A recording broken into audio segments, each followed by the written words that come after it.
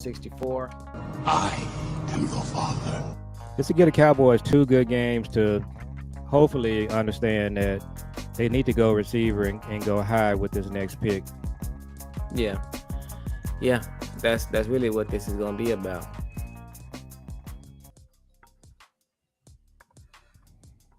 All right, you're looking live at Father and Son Cowboys and Sports Talks, aka Fastcast, and we're back with another one. Coming to you on Wednesday, a couple days before the Chargers game. Cowboys play the Chargers, and got a couple things we're gonna go over and we're gonna discuss. I mean, turn this music down. We got a couple things we can go over, and it's been a case. It's been a it's never a dull moment in Cowboy Nation, man. It's really never a dull moment. It's always something going on, whether good or bad. And so, we're gonna just do what we do. So, everybody, come on in and hit that like button. Make sure you subscribed if you're not, and yeah. So, you want to say what's up to the people, and let's get started. So, what's up to the people? Happy holidays. So, we've been kind of, this is the first time we actually did a father and son cast in a while. So, I wanted to go ahead and do one. And I'm still trying to get my voice back from lifing, which is another story we'll talk about later at some point. But back in the flow, and Cowboys, like you said, it's always something going on. So we're going to talk about what the latest and the greatest is, and we need to talk about our channel. What we're going to be doing just to kind of update it for the new year.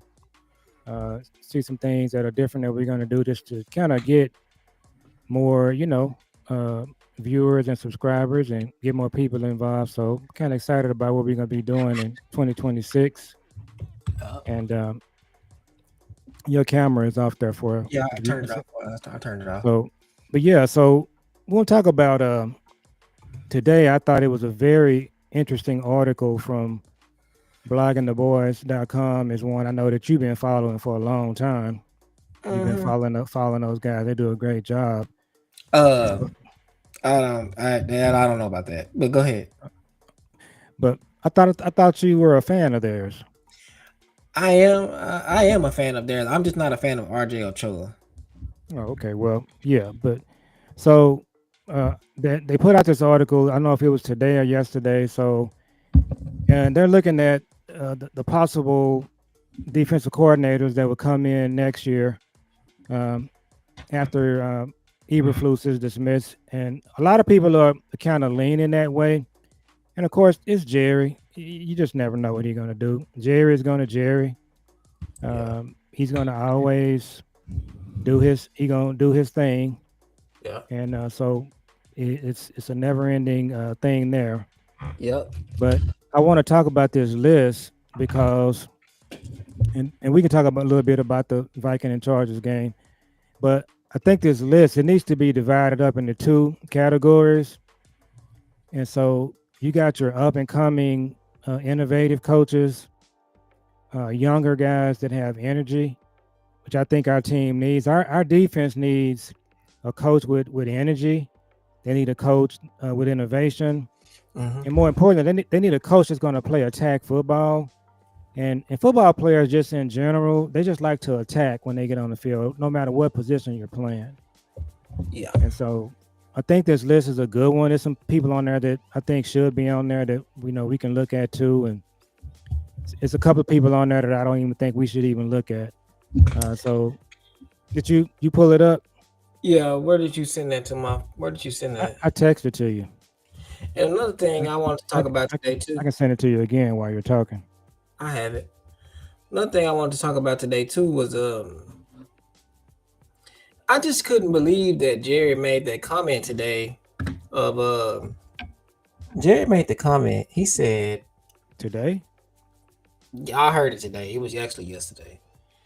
He made that comment. He was like, they was talking about Trayvon, and he was like, he said about Trayvon. He was like, Trayvon is one of those type of players to where he is he's going to go against the scheme, and he's going to do his own thing. And when you're not fully healthy, you can't really do those things, because when you do those type of things, you really make bad plays in between those times. And one thing that we've said this over the years with Trayvon.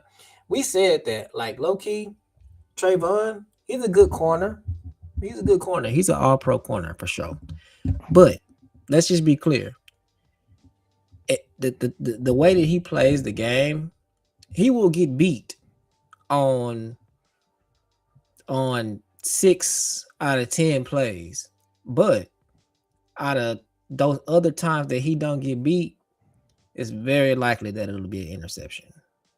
And that's kind of how he plays. He kind of plays like where like he has this thing to where when he was healthy to where he would like let the receiver think that they're gone. And then out of nowhere, he just uses his speed and his length to an advantage. He catches up with them and he picks the ball off. He always baited quarterbacks into doing that.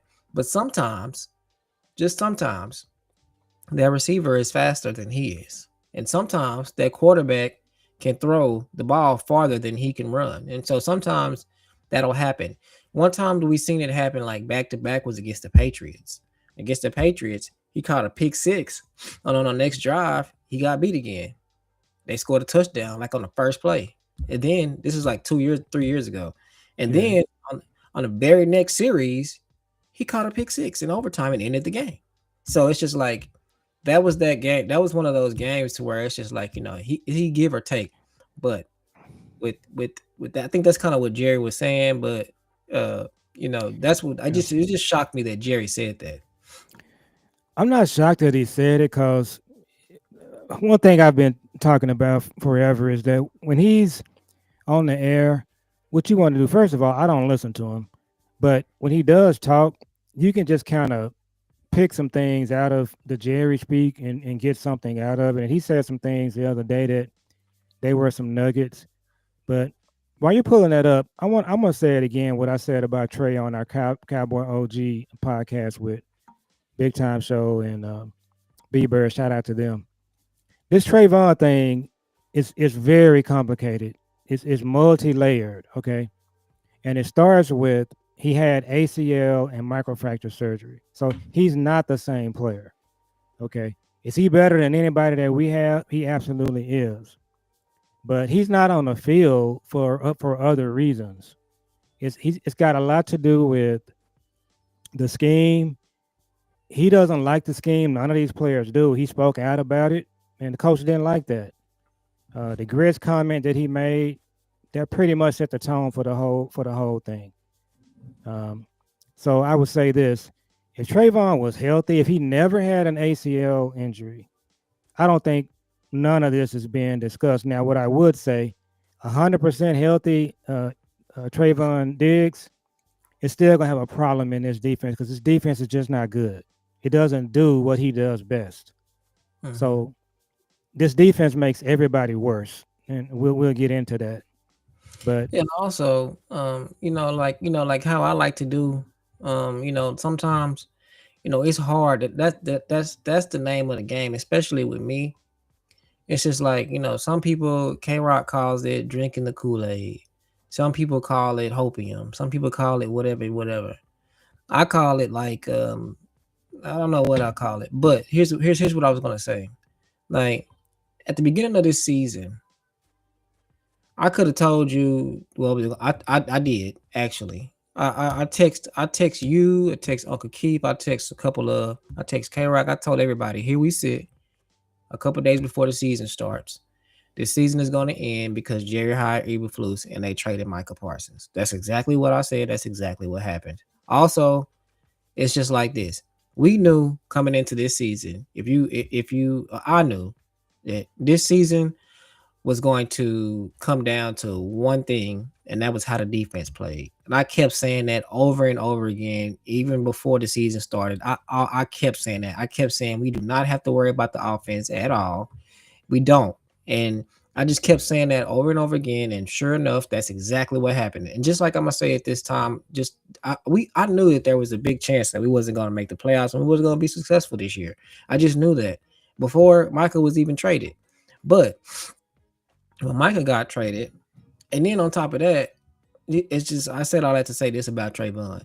I knew the moment that Trayvon got fined 500,000, and that once the story broke that he wasn't rehabbing with the team, and we seen him and Steven talking in training camp, and him shaking Jerry Steven hand and all that the day that they was talking to Micah, we knew that day right there that this was not going to be a good year for Trayvon.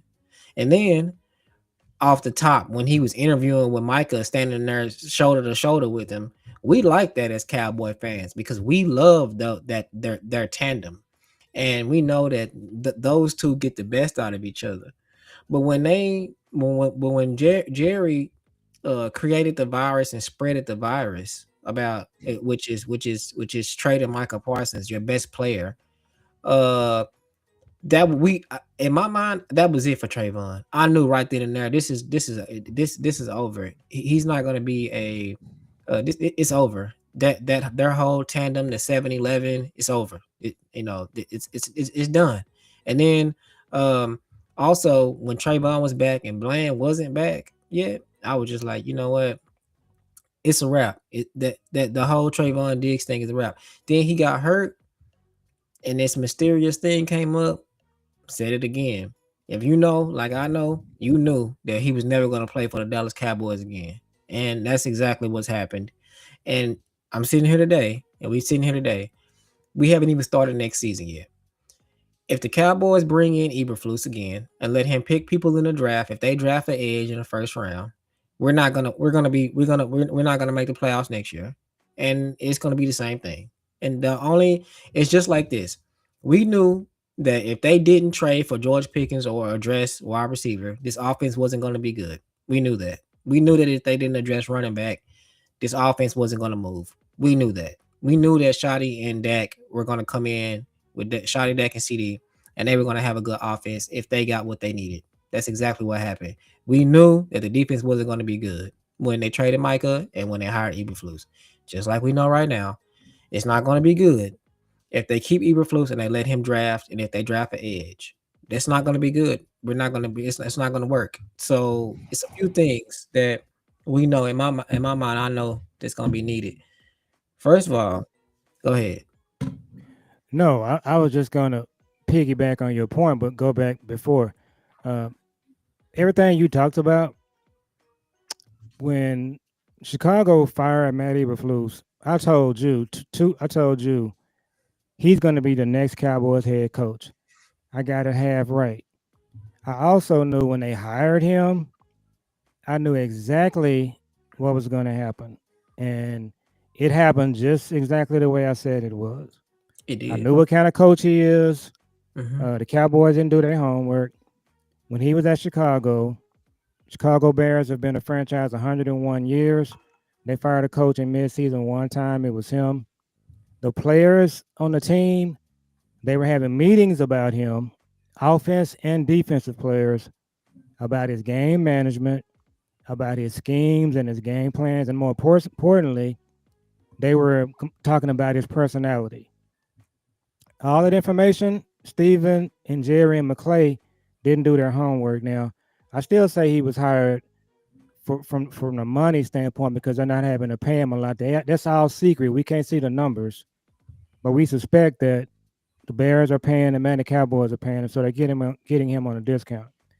But so before the Trayvon, Micah, all of that, this I knew how this was going to go, and I'm gonna say one last thing, and we're gonna talk about this coaching list. Uh, I'm pretty sure that he was not going to be okay with Micah being here. So when Micah was traded, Mm-hmm. for him, that was probably a relief because if Micah was on this team this season, he would be in a lot of trouble because Micah would be in the media everywhere talking about him as a coach and his defense, the way the Bears players were. And Micah probably would still have his podcast if he was in Dallas. We don't know. But no, Micah not being here, Eberflus was relieved, I'm sure. So, but as we talk about this list, I wanted to mention one other thing, and they talked about this on Cover 3. I just listened to their show tonight. Uh, you got CFO. I know who are the two other guys? I'm having a senior moment. DMV, who I'm Yeah, really a big fan of, and too. CFT, who you are a Yeah. big fan of. Yep. But they talked about how none of these players are speaking up for Eberflus. I told you I've seen 100 interviews with players. I've seen all kind of media, social media. I haven't heard one player talk about how good the defense can be. I haven't heard anybody talk about him, and I still haven't seen him on the sideline talking to any of the defensive players. And we're gonna talk about your I, guy. look, I feel like I ain't gonna even lie. It's just like I And I feel sent you like that. I sent you the clip of Schotty walking by talking to him too. yeah. So we need I we need see. to get that up and get that list going. But what Listen, were you gonna say? I honestly feel like the moment that he traded Micah, the season was over, and I feel like not only was the season over, but I feel like the soul left his team when he did I'm gonna that. I'm gonna push back on you for this reason. I would say this.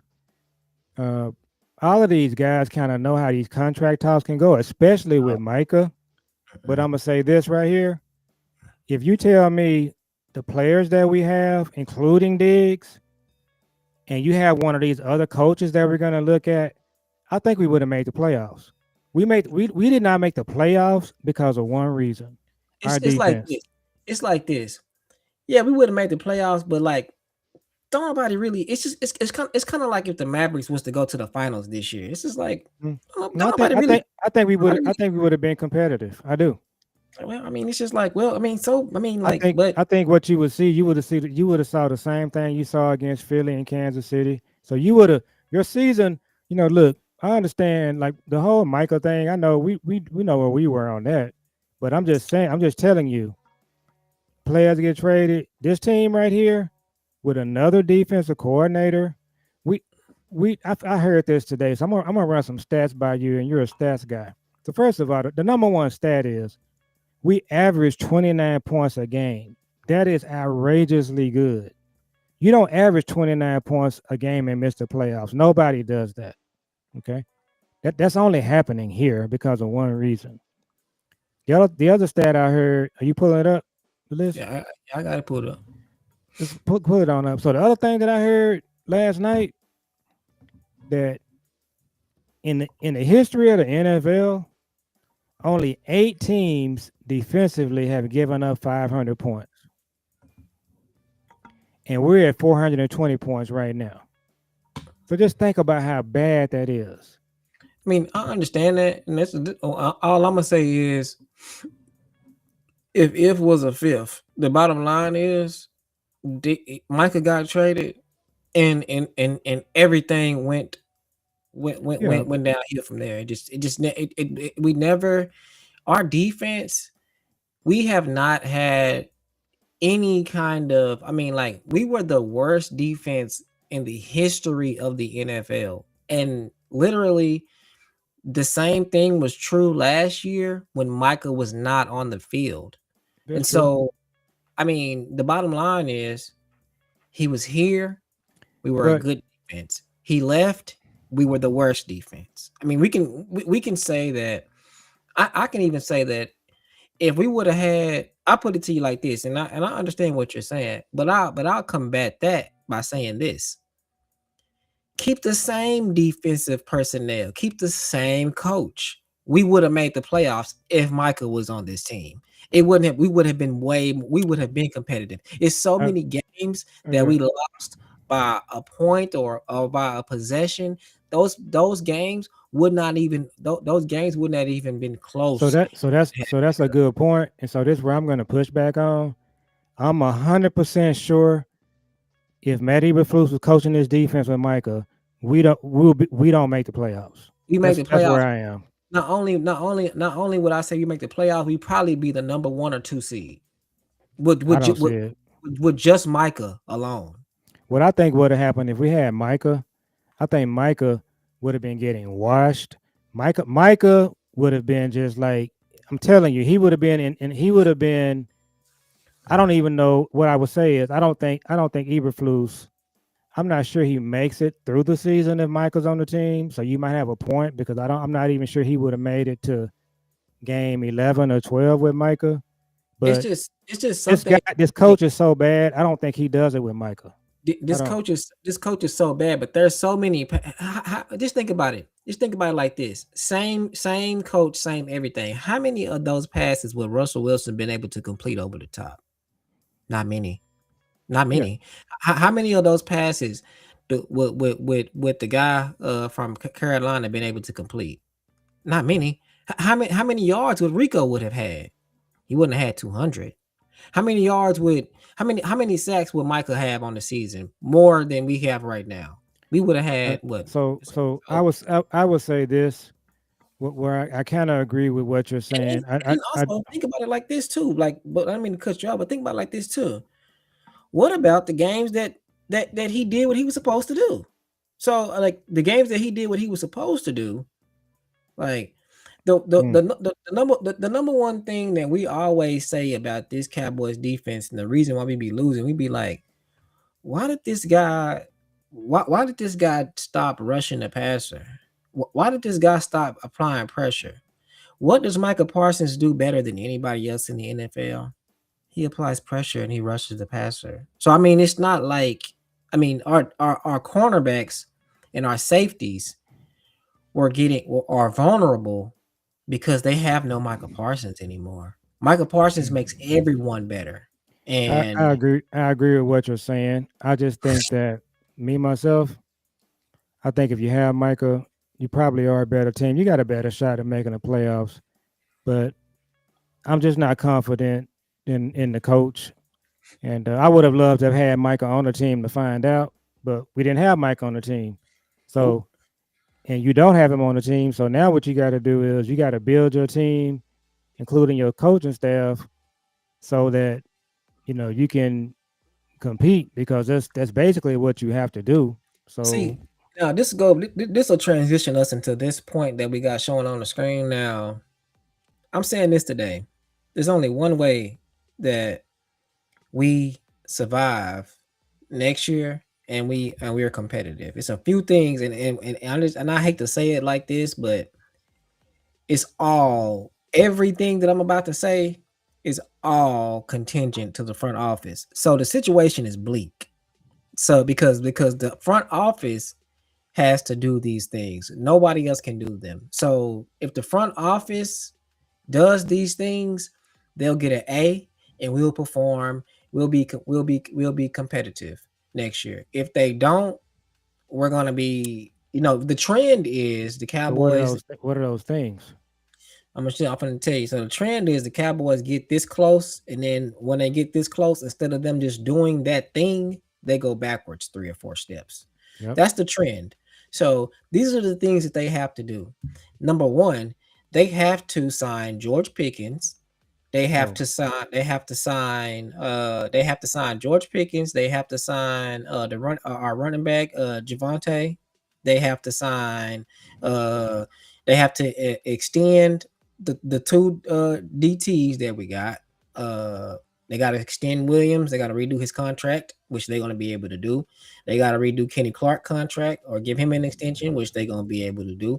And they got to and so they got to do that. They got to keep those 5 players. so that's Javante a starting point for it's you. the starting point. They have to do Yeah. that. They have to continue. They have to strike all 5. George Pickens is number 1. Javante Williams, Quentin Williams, Kenny Clark. They got to do all of that. Okay, now that's number 1. The second thing that they have to do, or we won't be successful, is they have to let Schotty pick defensive coordinators like he picked. Like they have to let him fill out his team the way that they let him do his offense. They have to let Yeah. him do that on the defense. If they don't do that, then we're screwed because we can see that Shotty knows what he's doing when it comes to filling a roster. And some of Mm. these guys on this list, Shotty has continuity with because he worked with them at other places. So he knows them. And they should be on the top of his list, like the guy from Denver. Yeah. Who's from Denver? So let's just go up.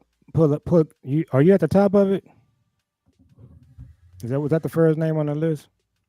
I think so. So Yeah.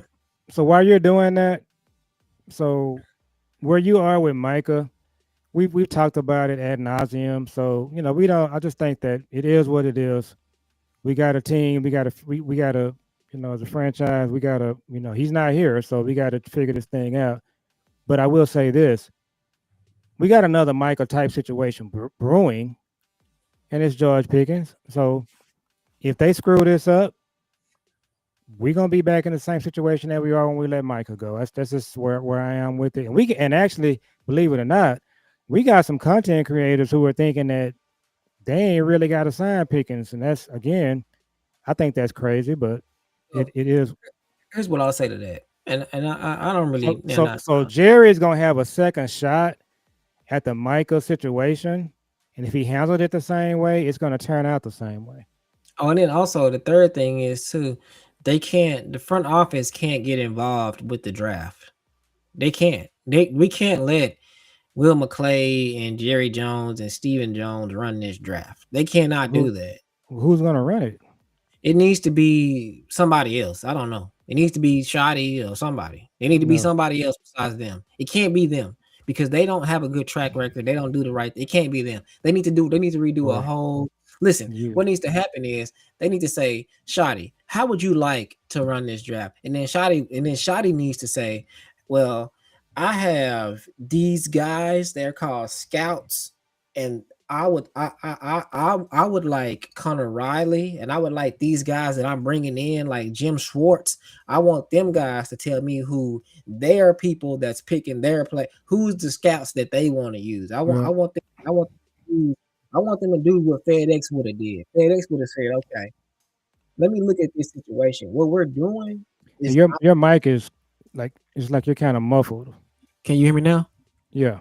So what FedEx would have did, I would want to do what FedEx would do or what State Farm would do. What they would do is they would say, you know what, this process is not N- really working. We have to No, nail this process. let me tell you what they would do. So what they would do, they would go to the Joneses and they would just say, "We have analysis, we have data that shows that the way you do this is wrong." Yeah, And you can and Jerry, you can stay the GM, you can keep Will McClay, but your process for doing this, we're gonna change it. And so what I was gonna tell you was they're not going anywhere, but they can change their process. yeah, Now, you and I have a disagreement on this. We'll talk about this during draft season. I'm always scared of coaches picking players because what happens is when you let coaches pick the players, you end up with Taco and Tristan Hill. So yeah. um, you got to Yeah, be careful. You got to watch that. So you can have a process, whatever it is. If you want to involve your coaches, I'm fine. And someone talked about this today. It was Will Steele. Give a shout out to Will Steele. What he said is your organization needs to have a philosophy of how they're going to play offense, how they're going to play defense. Now, I can say right now, offensively, can you just tell what kind of players we like for this offense, right? yeah. So let's just say Shotty's offense, we're going to keep Shotty's offense for the next 3 or 4 years as long as he keeps innovating. He's going to, update it and innovate. We know what kind of players he likes. So no matter who your coaches are, it doesn't matter who your GM is. We're just going to pick these kind of players. We're going to pick players like CD, Javante, Pickens. And then my You're bone to pick with Shotty is he has to like you have to dominate certain things. Like you have to say to yourself, like Shotty doesn't do this enough. To me, he plays chess when he should be playing checkers. It's just like, listen, bro, these cornerbacks, they can't cover Pickens and CD. Just line the ball up and throw it as many times as you can. Just keep on throwing it. They not gonna stop him. It's just like so many times in these games, like Philadelphia.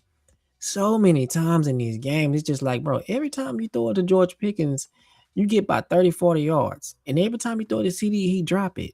But for some reason, you keep throwing it to CD when you can just throw it to George Pickens. And then what ends up happening is he ends up throwing it to George Pickens at the last minute and he wins the game because he did that. It's just like, bro, this so dude, yeah. Javante, is getting 20, he's averaging 9 yards a carry. Just keep doing this all the way down the field. Just keep doing it. So he does have some parts that he can improve. No question about that. But what I was saying is, you got to have a philosophy for your organization. Here's what they need to do on defense. It's really simple. And some people that's doing analytics or data or whatever the case may be, it's really simple. Just tell them what you're going to do is you're going to go to a defensive system that's in the family of what Zimmer does and what Dan Quinn does. You're going to go to a defense that's in the family of what the 49ers do. Okay. What these teams do, they play a 4-3. They bring a lot of pressure. They play a lot of man.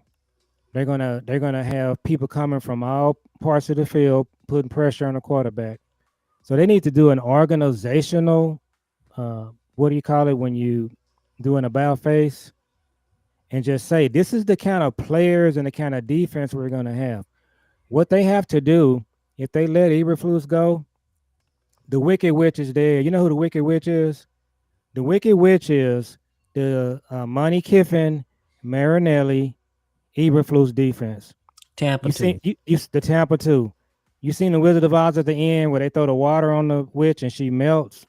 That's an old movie. I don't even know if you've seen it. What? That's what they need to do with this defense. They should not hire another coach from that tree of defenses. And that's just your starting point. So somebody, you say what a company like FedEx would do that I work for, that's what they would tell them. They would say, this data point right here, we don't want to see this again. You're not doing this because it doesn't work. So let's talk about these coaches. So the first one they have on there is Analogy too, because I feel like the Cowboys are like the wizard. It's like it's just you think it's Jerry is the wizard. he's the wizard. You think it's just this. Oh my god! You know, you And you looking at got some wicked witches doing stuff in there. and Marinelli was a wicked witch. When you when just your scouts are telling you to draft TJ Watt and you draft Taco, you're a wicked witch. That's what you are. And when he drafted Taco, that should have been the end of him. They should have threw water on him and watched him out. But you know what they did? They let him come back and draft Tristan Hill. yeah, and it wouldn't be too like it wouldn't be so hard either to just look at like I got two teams right now that I would just say, you know what? Let's look at this defense right here, and let's look at this defense right here, and let's try to mirror this We pl- defense. we playing one Sunday.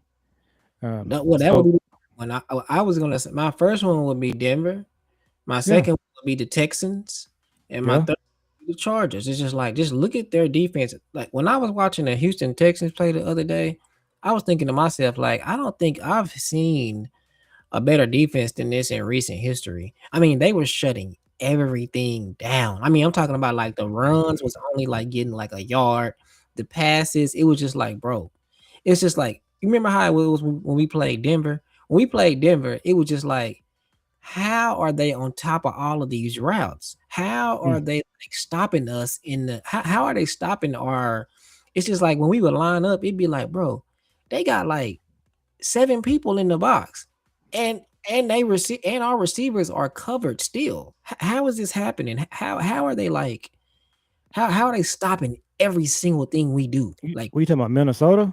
no, when we played Denver, they were Oh, stopping Denver. Oh, well, yeah. everything we did. Like they were stopping it all. Well, I've seen a defense like that before. You know who it was? The Cowboys in the 90s. Yeah, they stopped everything. They were literally like you could not run, you could not run wide. Your receivers, they recovered, and they played a lot of man. They didn't play. Um, I didn't really know a whole lot about zone defense until later in my football years because that's not what they did. Um, It's so bad. the only zone they played when they got Dion would just sit over here in his zone. Dion had a zone. It was the Dion zone. He covered that side of the field. He didn't even go to the huddle. Well, see, zone works on young quarterbacks that doesn't have a lot of experience because they don't know the timing of when these players are going to shift. So, for instance, like if you got a guy that's running a slant, you don't know when to throw it in between the zone. You don't know. But if Yeah. you're somebody like Dak or if you're somebody like Russell Wilson, Or you know. JJ McCarthy. I guess, or JJ McCarthy, you know when this when this guy is gonna cross this zone. So let me say this.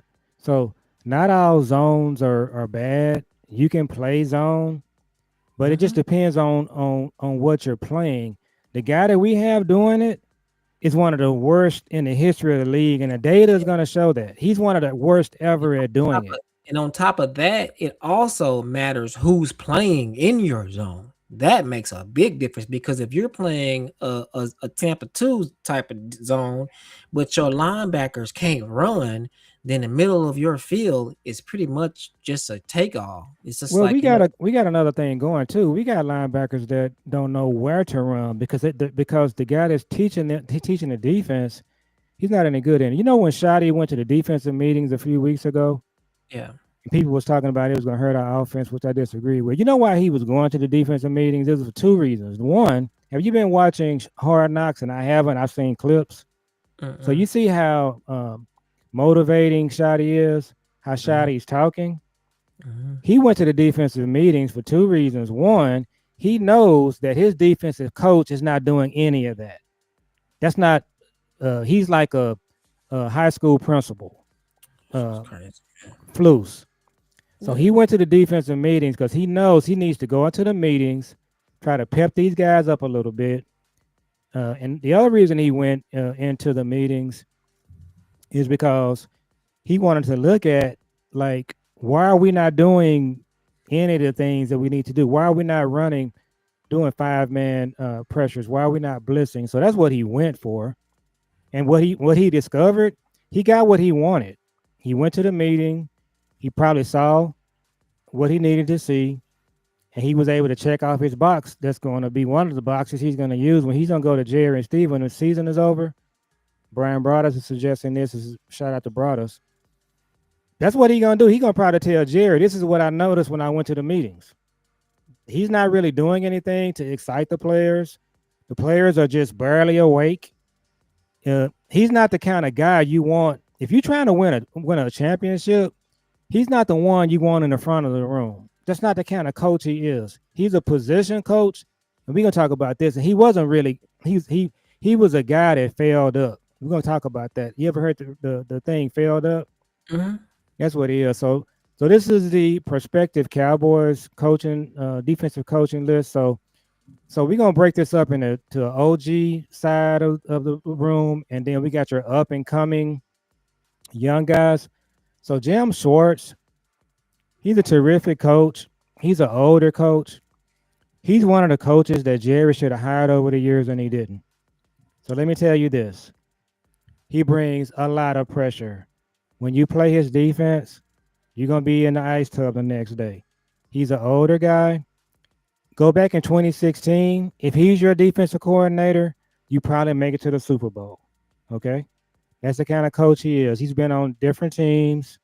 I think Jim Schwartz is from the Jimmy Johnson tree, which was the old Philadelphia Eagles coach that would give us problems. But he's an OG. Now, me, I'm leaning toward not hiring an OG because, as I told you earlier, we need to establish something and we need something that's going to be put in place for the next 4 or 5 years.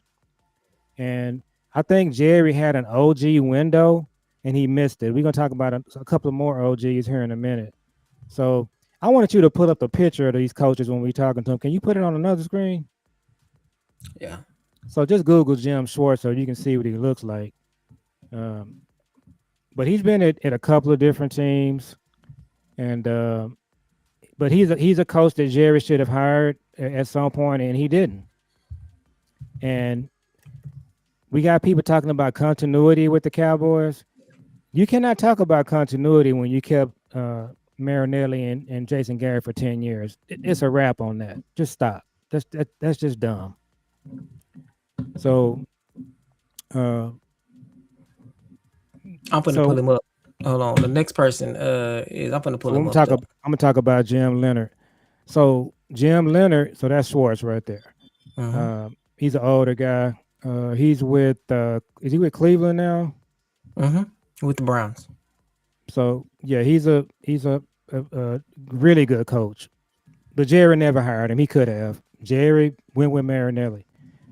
So Jim Leonard is a ex NFL player. He played for the Broncos.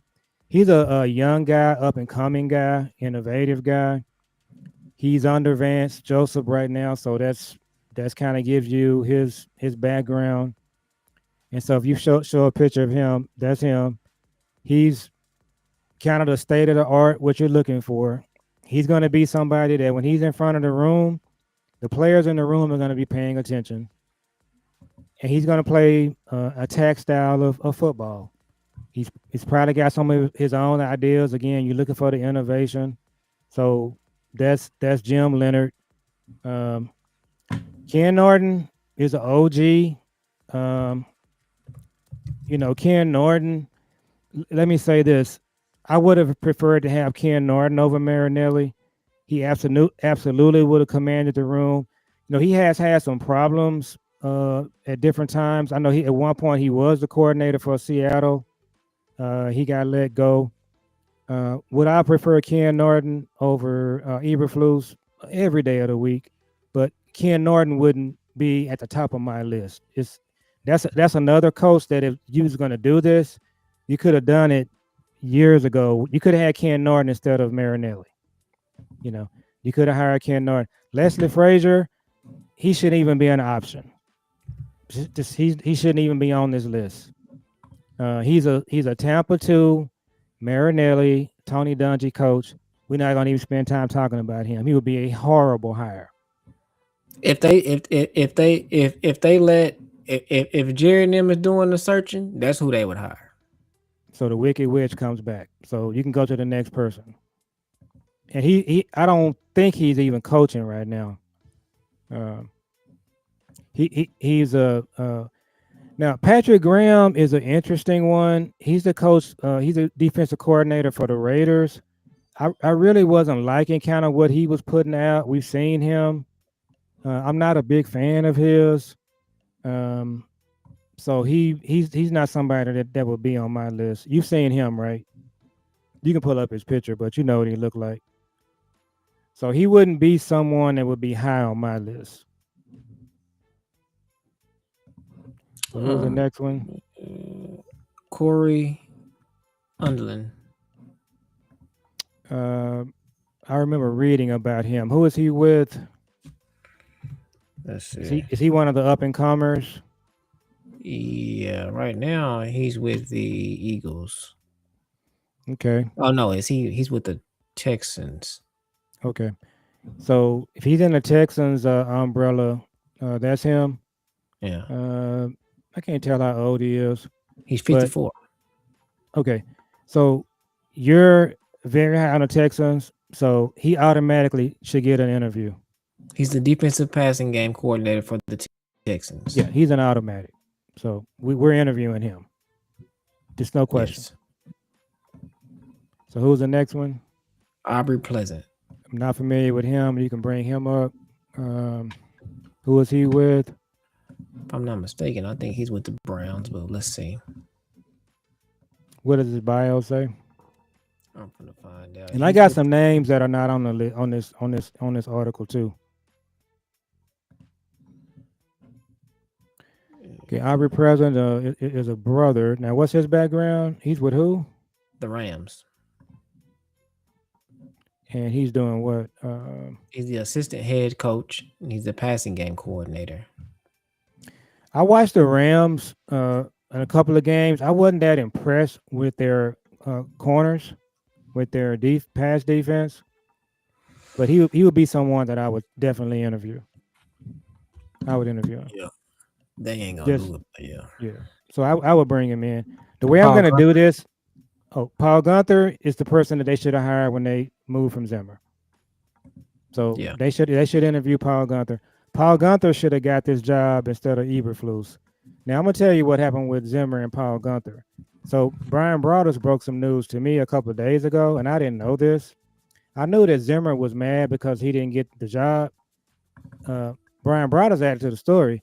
He said that he said that Jerry and Steven told Zimmer they were going to interview him for the head coaching job to stand by, and never got back to him. So I hadn't heard that part.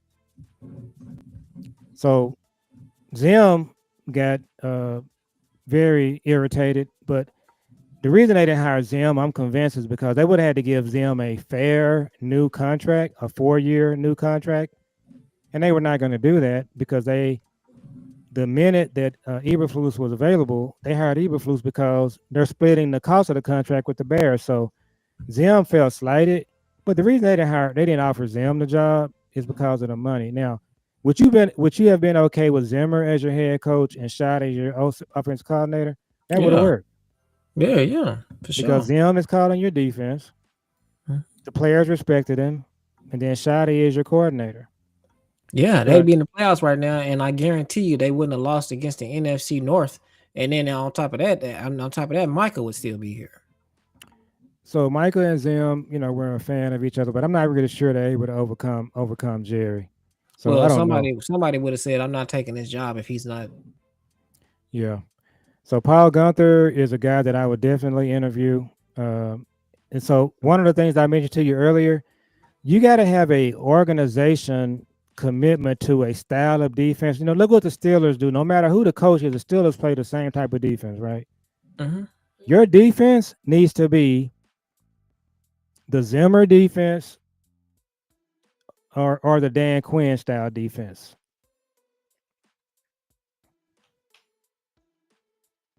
So your defense needs to be a 4-3 base defense that does a lot of blitzing and plays man. That's the core. That's your defense. So that's the kind of coaches and the kind of players you're going to draft. So let me tell you this right here. If you have that style of defense, you can draft any kind of good linebackers. So let's look at the players in the upcoming draft. Sonny Styles, Anthony Hill, the kind of defenses that I want to play, they'll fit any of these styles of defense. So let's say if Dan Quinn is the defensive coordinator, Sonny Styles and Anthony Hill can play linebacker. Can we agree? Yeah. If Zimmer is the defense, they can play. Overshawn can play. Okay. If you're pass rushing, your pass rushers. They fit all of the defenses. Yes. Look what Dan Quinn discovered Micah. So along the way, you might have some discoveries. You might have a player that you don't even really know what he's doing, but you find out that he's got other talent. Eberflus ain't doing that. He's making our players worse. He's making them worse. And then some of these players, based on their personalities, he don't even really want them. Let me say that we talked about Diggs earlier.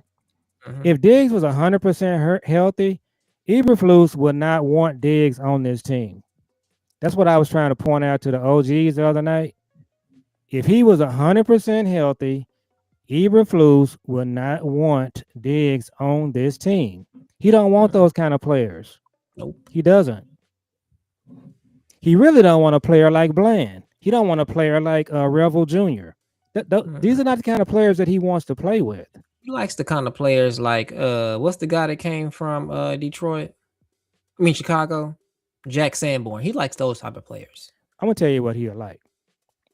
So Rob Marinelli, they used to call his players orphans. So what Rob Marinelli would like to do, he would like to take some guys that they really trying their best to make the team. They're not really that good. I'm gonna take these guys and they're gonna play hard and we're gonna go out and we're gonna do our thing. Rob Marinelli didn't want Jalen Ramsey. You know why he didn't want Jalen Ramsey? Yeah, Jalen Ramsey got too much swag. He talked too much. He's that kind of guy. Exactly. So he told the front office to draft Zeke. Now, you and I wanted Zeke. We're not complaining. But my whole point is Jalen Ramsey, he wasn't gonna be on this team. What do you think would happen right now if Jalen Ramsey in his prime was playing for Eberflus? Oh man, he would have, well, Jalen Ramsey would have wanted to get out of here. He would have made his way out of here. No. Jalen Ramsey would force Eberflus out of here. Yeah, something like that. I'm saying Jalen Ramsey in his prime. I mean, you know who Jalen Ramsey is. Jalen Ramsey, if he don't want to be somewhere, he gets up out of there. And what I'm saying is Jalen Ramsey in his prime, he's paid. I'm thinking the coach will be going out. Yeah, just like if Michael was here, he wouldn't have made it. Yeah. So who's the next on our list? That's Sonny Styles. That was it. That was the whole list? Yeah, that was it. It Okay. was only nine. It was only nine coaches. So I would definitely bring in the cornerback coach for the Bears. I'm losing my Al train of thought Harris. again. You bring in Al Harris. I'm going to also interview George Edwards, the linebacker coach for. He's down in Tampa right now. Now, a couple of my other OGs. So George Edwards is an OG. Uh, George Edwards never should have left here. That was something that happened with McCarthy and Jerry Jones doing something silly. Um, Micah probably would be a better player. yeah, well, all our linebackers will be better players. So here's the other thing about Eberflus. He's supposed to be a linebacker guru. He's not. He had Sean Lee. Okay. He's a perfect example of a coach that fails up. And then he went to Indianapolis and he had a great defense. The Indianapolis coach never made it to a title game. So the Indianapolis coach, if this is college, that's like Division II. But he's the kind of guy that when you have a job like that, you get promoted to head coach. You notice they ain't said nothing about no skins on the wall because they ain't got no No, skins on the well, wall. no, his skin's on the wall, or he's a linebacker guru with Sean Lee, and then he was supposedly a good coordinator at Indianapolis. We're I not. mean, I just want to say this no, right now. I just want to throw this out there. We're not getting this guy. He's gonna get drafted like second or third overall.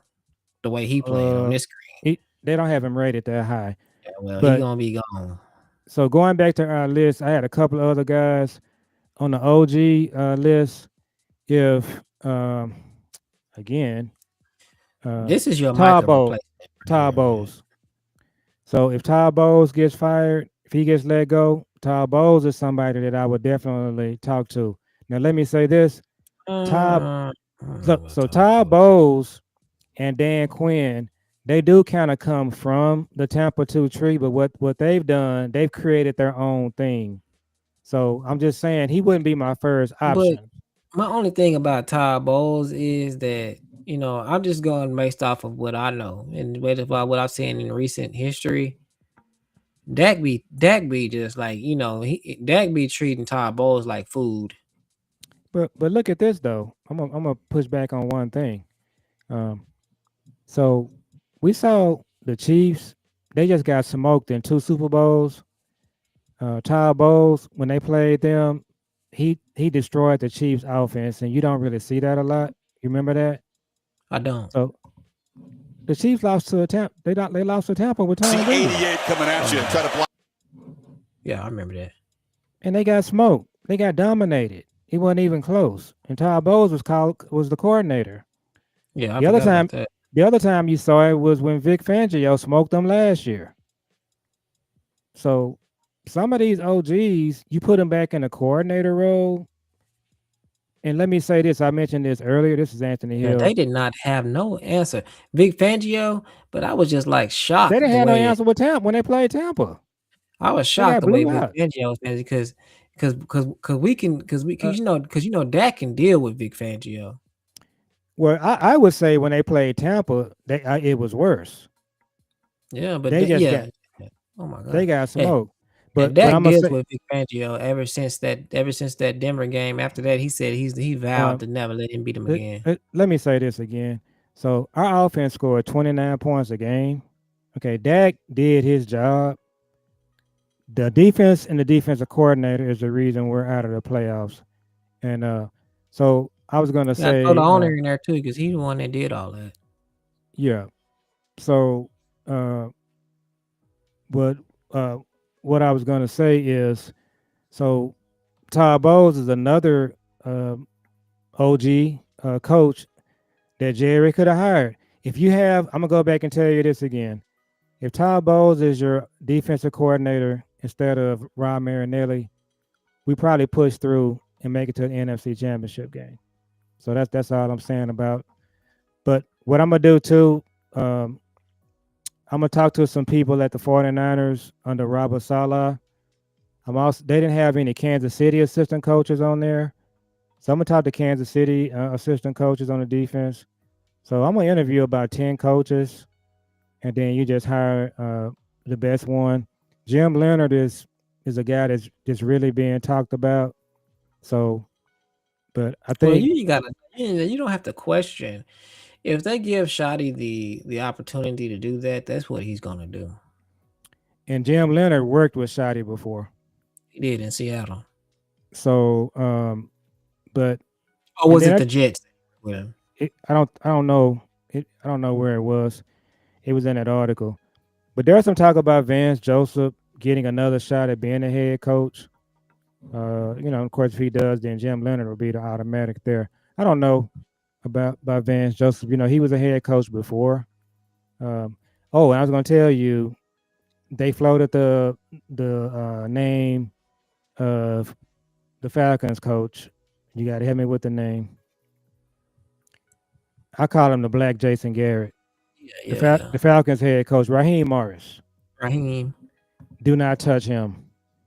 He's a Tampa 2 guy. He's a Rob Marinelli guy. Right You out the know, tree. if Don't they even go think about it. if they gonna do all of that, if they going that type of route, they need to be trying to poach homeboy that we know that they would never ever touch from the Who? Vikings. That's who I would be trying to poach. So Brian Flores is going to be a free agent from what I'm hearing. He I did. I would I would throw everything in the kitchen sink at him. I didn't even talk about him because he's on. He sued the NFL. I just don't see no way Jerry does that. It would be Brian Flores would be at the top of the list. Yeah, he'd be my Uh, number two behind the guy from behind the Jim Schwartz. I think it's Jim Leonard, and then yeah. mine is Jim Leonard, Brian Flores, Al Harris, but really I like the guy from the Texans. Oh, what uh, about the guy from the Broncos? that's Leonard. Yeah, that's Leonard. Okay, yeah, that's who I want. But yeah, they're talking about Brian Flores being a free agent, but I just don't think Jerry. I don't even think Jerry will interview him. Super Bowl. Um, What's up, Uncle Squee? What he talking about? COVID Super Bowl. Who was the coach of COVID Super Bowl? Was that Tampa them? it might have been Yeah. when we was talking about the one with Tampa won. Yeah, when they shut down, when he shut down Yeah, Patrick Mahomes now. yeah. So we can go ahead and wrap. We've been on. It's 9 o'clock. Yeah.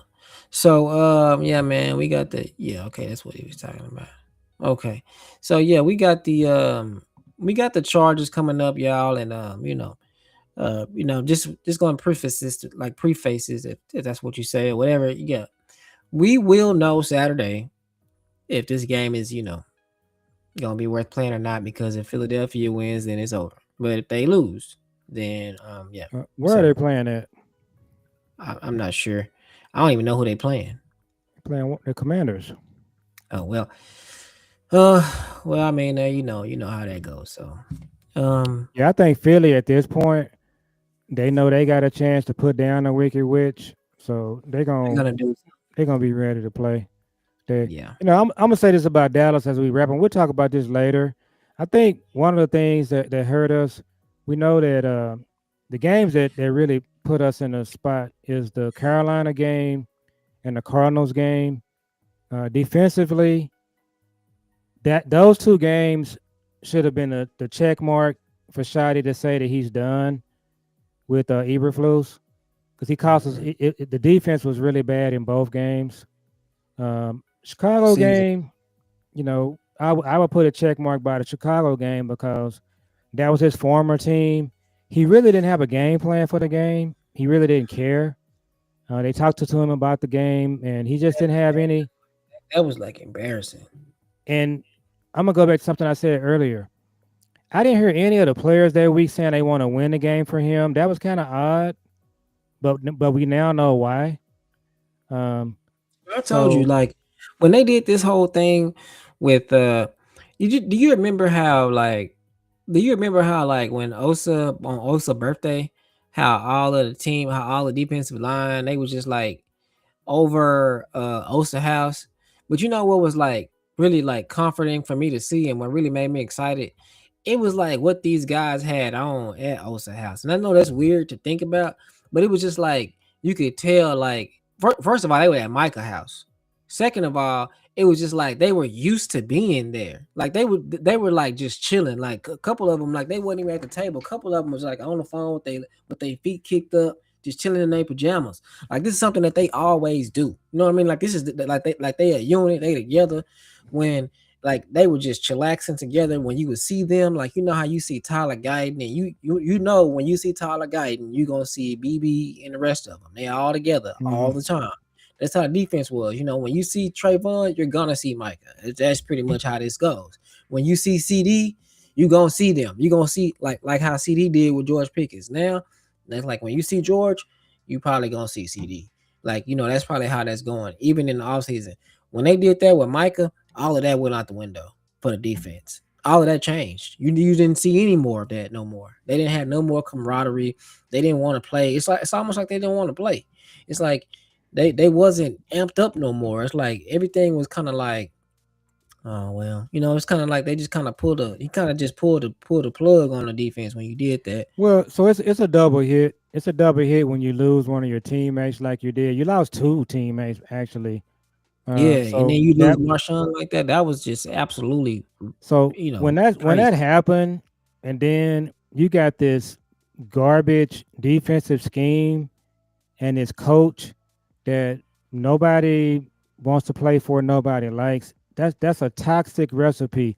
To their credit, they was able to overcome it. And what I was going to say is the 4 games in 14 days. I think people underestimated that too. And that Detroit game, that was a tough game to be that fourth game in 14 days. But you Uh, know, but what made it like so bad? I know we got to wrap, but what made it so bad and what makes this season just such a bad thing is just like such a horrible thing. It's just like none of these games were lost because of the players. You know, it wasn't like, you know, that Dak didn't show up, or it wasn't like, you know, these guys were just not, you know, all of this stuff that we lost. The reason it's like it's all coming down to like coaching and front office stuff. It's just like I feel like you know, Eberflus was didn't you know he was the reason that they didn't look the way that they did. He wasn't doing the right things. He wasn't. His scheme is trash. You know, and that's not on the players. I mean, it is to a certain extent, but it's just like a lot of these things were the front office, you know, like the trade in Micah, that was a front office thing. The scheme with Eberflus, that's a front office thing, and it's just like it's like it's going to be the same thing next year. If they bring back George, that'll be a front office thing. If they don't, that'll be a front office thing. The draft, this is going to be a front office thing. The coach for the defense yeah. next year, And gonna be a front one thing office we need thing. one thing we need to throw in, we're gonna all be talking about draft, but one thing comes before that is free agency. And so they're gonna have to spend like never before in free agency. So if they don't, that's another thing on your list. Uh, Mhm. and so going back to where you said earlier, we get this close, the front office does something to make us get further back. When you do what you did with Amari Cooper, uh, some of the stuff that they've done, our issues the last 30, we're going on 31 years now. It's front office stuff. Mhm. That's the And reason that we. every year you can point to it like you know like 10 years ago you kind of was just like man what's you know you don't know really what's really going on, you know it's a lot of it a little bit of everything, but these last few years you can just point to the things that happened that you can be like this is what caused it, like the Michael trade and hiring Influence. Those two things were it. That's what happened. And it's like, and it's really unfortunate that these things happen before the season even started. And I want to talk about this on one of our upcoming shows. I don't think people really understand um, the significance of them trading Amari Cooper when they did. If Amari Cooper is kept on this team, you got a chance to push through in some of these games. Now, uh, Yeah, that Amari was just Cooper, Amari yeah. Cooper, the second time we played the 49ers, our starting receivers was CD, Gallup, and I don't even know who our third receiver was. That's another front office thing. We had horrible receivers. People don't even talk about that. Michael Gallup was horrible. But go back to that second 49er game, the one that our running back got hurt in. Uh, Tony what's Pollard. was it?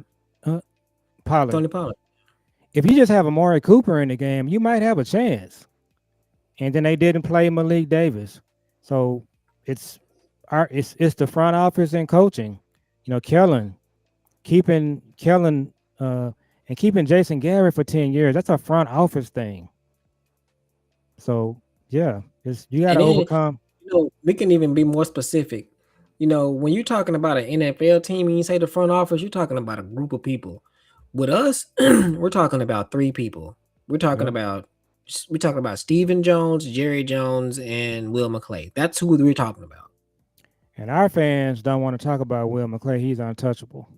And I don't know why, because you know, I mean, we can save that for another show. Yeah. Let's go ahead and wrap. Yeah. So y'all make sure y'all like, comment, and subscribe. I'm gonna be chopping these up too. So we're gonna get a lot of I'm gonna push these out tomorrow, probably around noon. And we did a lot in this video. We chopped it up about a lot about these coaches that we're gonna be looking at coming up. And so we really can go live in a couple of days and we really can dissect the Chargers and see what's going on and see what to look for in the game if we plan for something. But I mean, I think that no matter what, they're gonna be playing. And then also I think they're gonna be playing on Christmas no matter what, because it's a Christmas Day game. And like, Boy, they got to, even though they already gave them a Super Bowl like audience, I mean viewership. I saw something today that said, okay, so we're playing at 12. They're saying that Detroit might be playing. They may be out of the playoffs when they play, which is crazy. So you might have two back-to-back games where you're looking at four non-playoff teams. Golly. On Christmas? Yeah, it's a possibility. What would that be? Chicago and Green Bay getting in and them not? In the playoffs, Yeah. it'll be Chicago, Green Bay, Seattle, and San Fran. See, the Lions, they're behind Seattle and San Fran too. So you gotta look at that's what I heard today. I didn't verify, but that's what someone said, that on Christmas Day, the first two games, the four teams could be out of the playoffs. Well, this season right here, this season was unexpected Now for us. I'm gonna say this, and we're gonna get off. Dan Quinn cost them a couple of games, for real. Cost who a couple games? Not Dan Quinn. Dan, what's the coach for the Dan Lions? Campbell going for it Dan on Campbell. fourth down like that. He cost them a couple of games. Yeah, he cost them the Philly game. No, For they real. beat Philly. No, they lost to Philly because of him. Yeah, he cost them the Philly game, and he cost them the next game that they played. He gave the Eagles a short field the entire game. Yeah, and then talking about us, that's another thing too that's really crazy about these games. These games, we were competitive and we could have won these games. We lost these games by like one possession. And these games we lost, we had the worst defense in the league, and we still were competitive. We still lost by like one. So that the final analysis, the two games that really hurt us, the Carolina game and the Arizona game. The Carolina game, what hurt us in that game, he knew going into the game that Rico Dowd had ran for 200 yards the week before, and he had no game plan to stop him. None. No coach does that. I can tell you right now, the coaches that we just looked at on this list that you just saw, there ain't no way in the world Rico Dowd would run for 200 yards against Todd Bowles or Jim Schwartz. It's not going to happen. Also, when him saying that how he would have did us, they would have been like, all right, they might beat us, but I guarantee you he won't have no yards. No, but he ran for 200 yards the week before, and this guy literally had no plan to stop him. All he had to do was all he needed to do, but he doesn't like to do it.